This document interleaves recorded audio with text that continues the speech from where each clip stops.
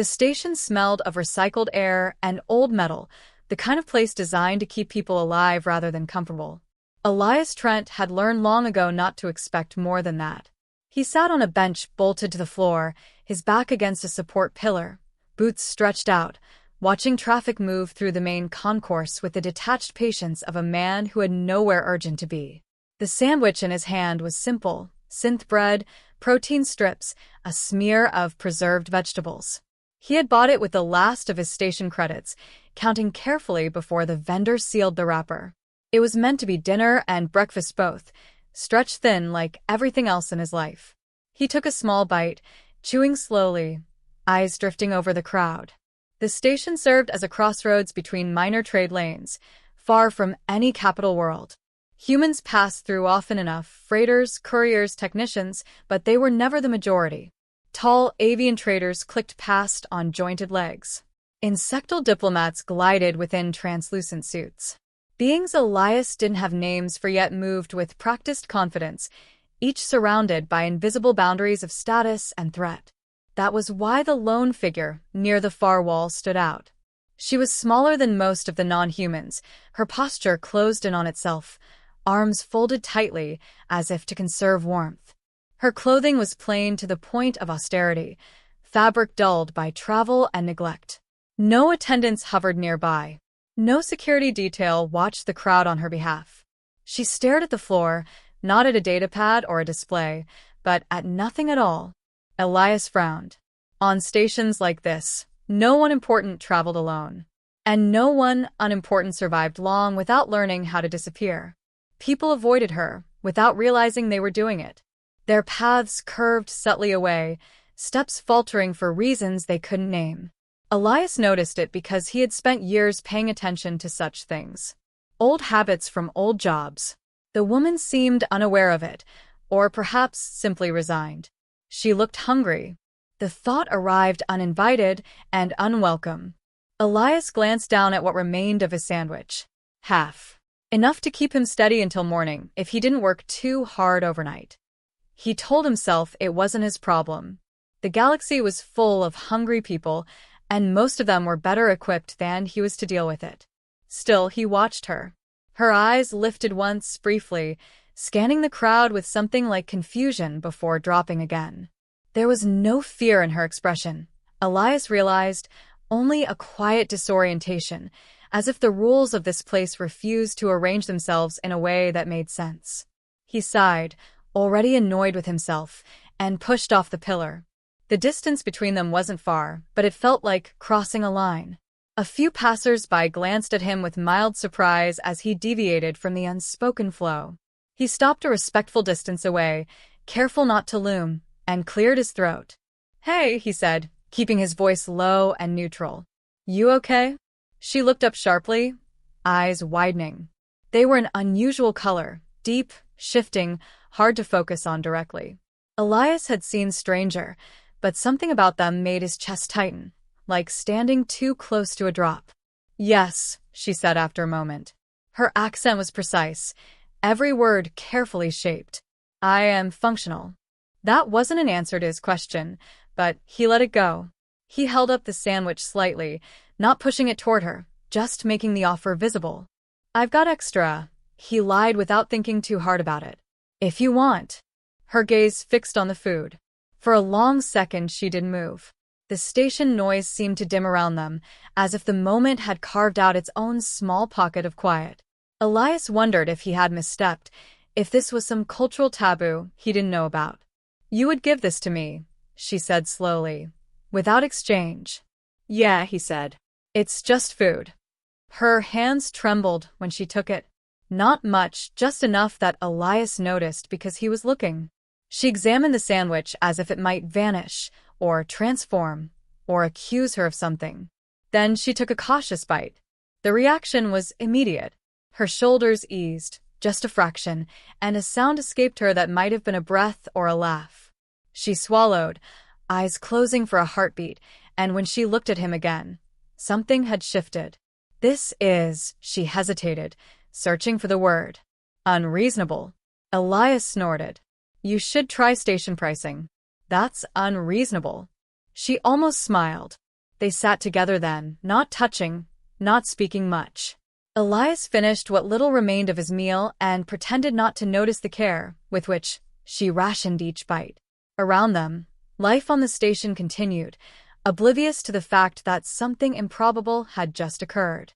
When she finished, she folded the wrapper neatly and held it out to him, as if returning a priceless artifact. "Thank you," she said. "You did not have to do this." "No," Elias agreed. "I didn't." He stood, stretching stiff muscles, already feeling the faint ache of hunger he'd bought for himself. "Take care of yourself," he added. "This place isn't gentle." She watched him go, her gaze following until he merged back into the crowd. For the first time since arriving, the station no longer felt incomprehensible. One variable had resolved itself into something clear.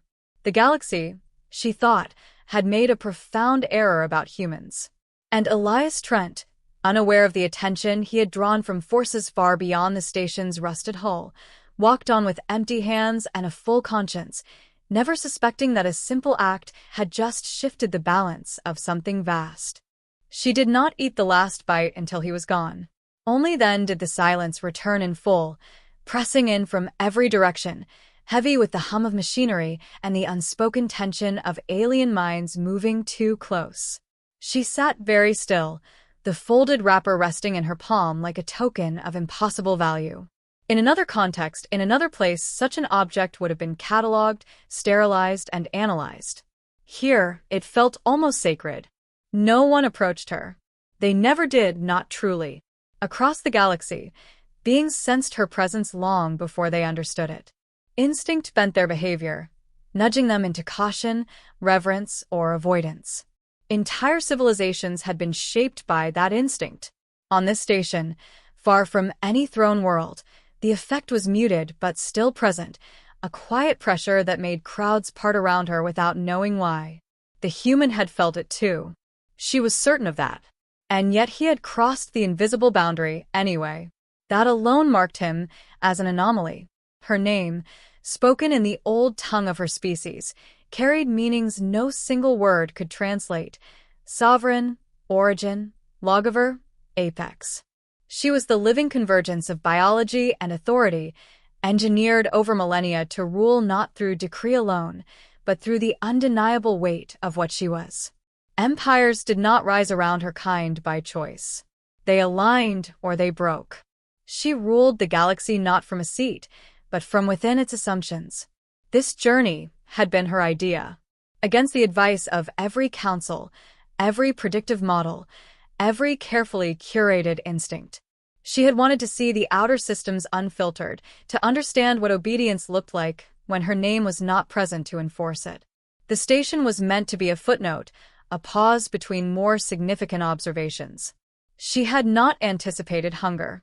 Not the physical sensation. Her body could endure far worse, but the social meaning of it. In most of the galaxy, food was leverage. It was distributed according to rank, withheld to enforce compliance, ritualized to remind the lesser of their place. Even charity carried expectation. A gift demanded recognition. Sustenance implied debt. The human had offered his meal without any of that. No fear. No calculation. No reverence. The memory unsettled her more than any act of defiance ever had. She rose from the bench and moved toward a quieter corridor, her steps unhurried. The station's lighting flickered faintly overhead, casting long shadows that clung to the walls. As she walked, she opened a narrow channel within herself, extending awareness beyond the immediate physical plane. The galaxy responded at once. Signals brushed against her perception, probing, cautious, restrained. She had been careful to dampen her presence, but time had limits even on concealment. Something had noticed the disturbance. Something always did. Humans passed her along the way, all male, their expressions varied but uniformly unremarkable. She watched them with new interest. They were physically unassuming by galactic standards, lacking natural armor, venom, or psionic projection.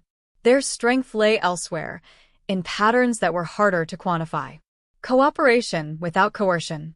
Loyalty chosen rather than imposed. dangerous traits if allowed to mature unchecked. She found a place to stand near a viewport, gazing out at the scattered lights of docked ships. Somewhere among them was the human, Elias Trent, she recalled, his name drawn from the station's ambient data without effort. A courier by trade. No significant political affiliations.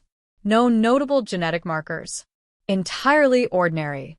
That, she suspected, was the most significant thing about him. Her thoughts were interrupted by a ripple of alarm along the channel she had opened. Sharp. Urgent. A recognition cascade propagating through distant minds. They were closer than she had calculated. The instruments of galactic order did not move quickly without cause. Enforcer vessels, diplomatic contingents, species-bound arbiters, all were converging toward this region of space with a precision that betrayed certainty. Someone had confirmed her trail. Someone had decided that her solitude was no longer acceptable. She closed the channel, masking herself once more, but the knowledge lingered. Soon, the station would change. It always did when power arrived in force. Fear would sharpen. Postures would lower. The invisible boundaries she carried would harden into something undeniable. She wondered, briefly, how the human would react. The answer mattered more than it should have. In her long existence, she had been offered everything imaginable: devotion, sacrifice, entire worlds stripped bare in her honor. None of it had ever surprised her. The galaxy behaved as it had been taught to behave. But a man with empty pockets and tired eyes had given her half his food because she looked like she needed it. Not because she was important. Not because she was feared. Simply because she was there. She folded the memory carefully, storing it where only she could reach it, and turned away from the viewport. When the galaxy came calling, as it inevitably would, she intended to watch closely. There were species that could be ruled through strength, others through fear, a rare few through belief. And then there were humans who seemed to require none of it. That realization settled into her thoughts with quiet finality as distant engines began to burn toward the station, unseen but no longer unfelt. The first sign was the sound. Not an alarm, not at first, but a subtle shift in the station's rhythm. A deep vibration that settled into the bones rather than the ears. Elias felt it while strapping down a cargo crate near Dock 9, his hands pausing as the deck plating thrummed beneath his boots. Conversations nearby faltered. A few heads lifted, instincts prickling before reason caught up. Then the lights dimmed, steadied, and dimmed again.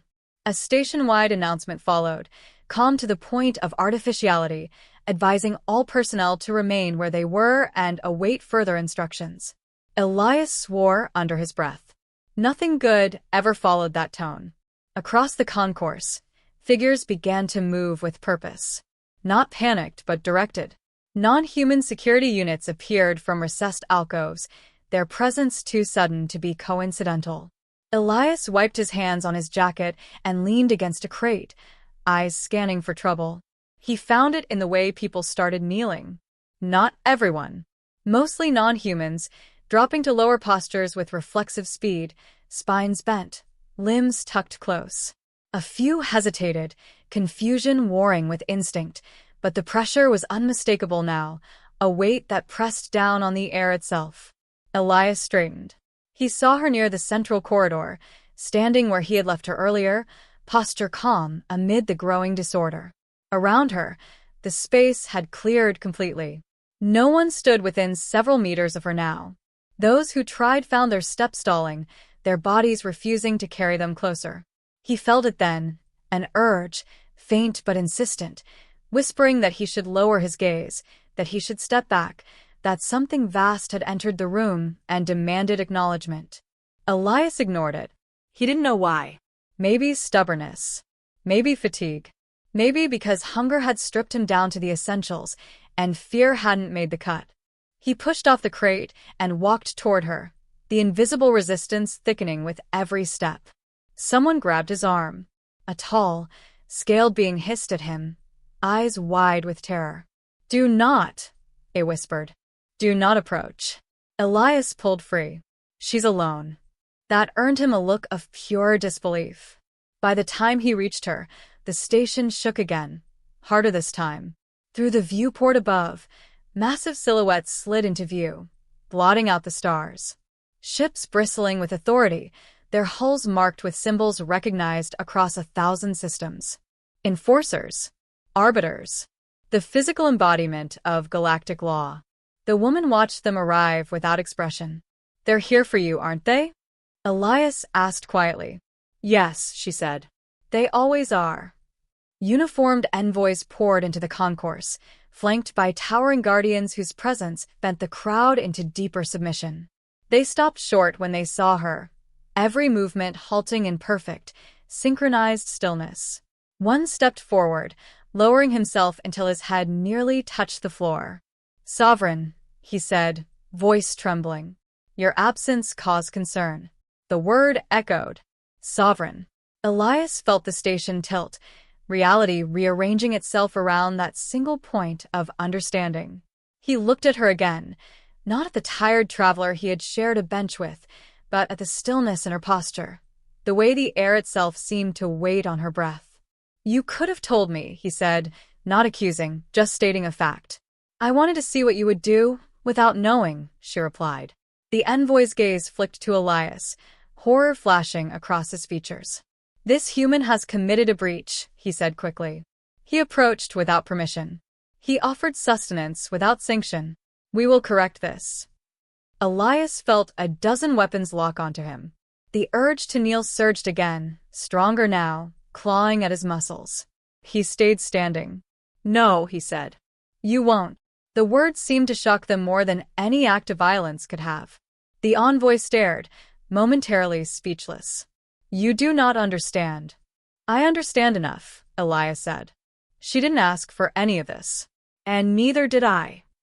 The woman turned to look at him, truly look at him, as if seeing something she hadn't allowed herself to acknowledge before. "Elias Trent," she said, her voice carrying without effort. "Do you know what defiance costs in this galaxy?" He met her gaze, heart pounding, mouth dry. "Probably more than I can afford."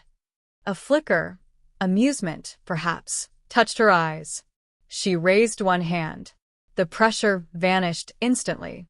Weapons powered down. Envoys froze mid-motion, their bodies locked by a command deeper than conscious thought. Across the station, beings lifted their heads, gasping as if released from a crushing weight. "Enough," she said. She stepped forward, placing herself fully between Elias and the assembled force. "This human is under my protection." Shock rippled outward. Murmurs spread like static. "He treated me as a person," she continued, "when he believed I was nothing of consequence. That is not a crime. That is a distinction." She turned back to Elias. "I am what they call me," she said. "But what I am to you is your choice." Elias exhaled slowly, the world still spinning. "Then you're someone who was hungry," he said. "And now isn't." For a heartbeat, the galaxy held its breath. Then she smiled, not the polite curve he'd seen before, but something deeper, edged with wonder.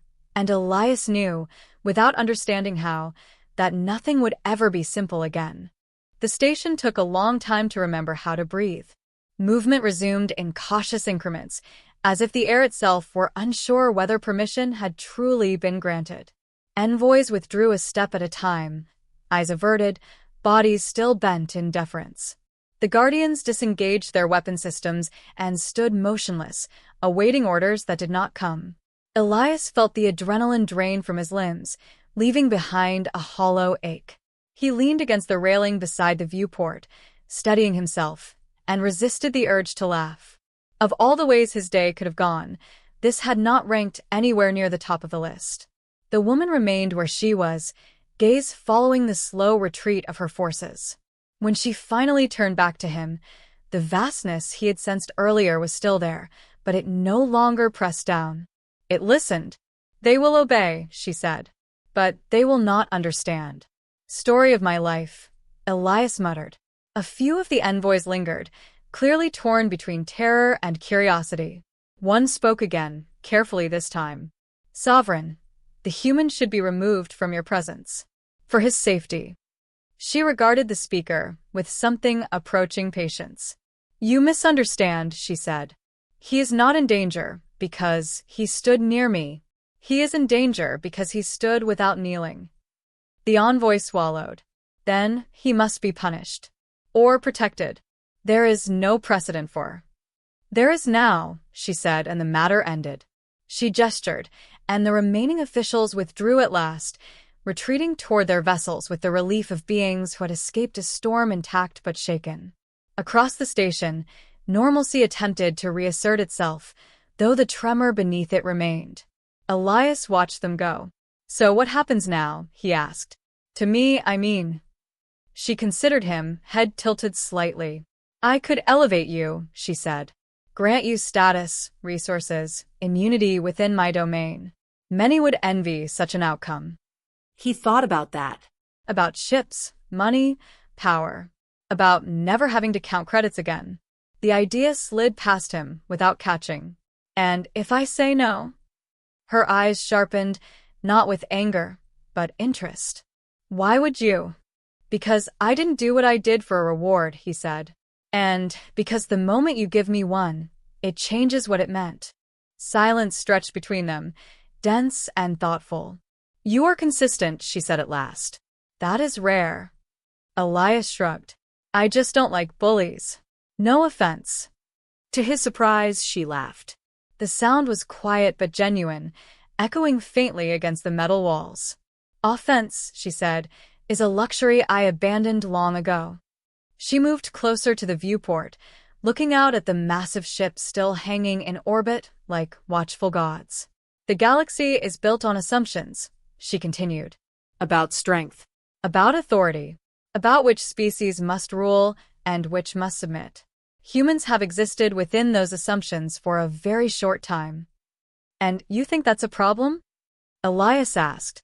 "I think it is an inevitability," she replied. "You do not submit easily.